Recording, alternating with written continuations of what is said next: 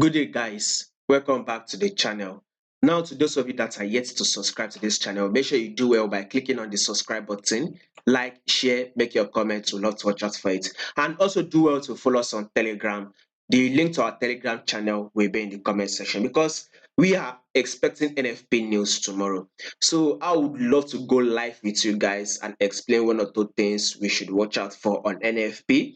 So if you are interested in trading NFP or you need one or two information on how to trade properly, follow us on Telegram. You'll find the link to the Telegram channel in the comment section. Now let's take a look at this GBP USD. GBP USD is literally making this bullish move. You can see that this move has been playing out.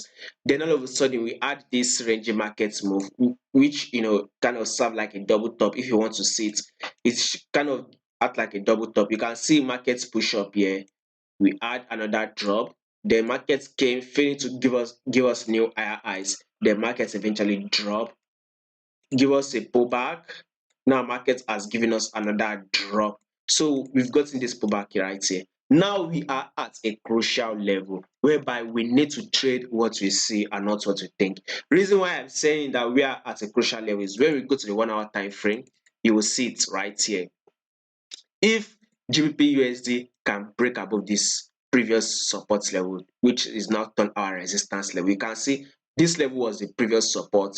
When market broke below it, we had a pullback which turned to our resistance. Now market has come back to test this resistance level again. If it drops, then fine, you should go ahead and drop. But if it breaks this level, this our previous support which now turn resistance, if it breaks it, then expect GBPUSD to come test it and we will take that buy. So all this move will be determined by the news that will be released tomorrow. NFP is a very, very major news. I do not want you to miss out on. It will literally going to affect this movement on GBPUSD. That is why I'm saying we need to watch out and see what market does first. I do not want to tell you guys that this is what to be expecting.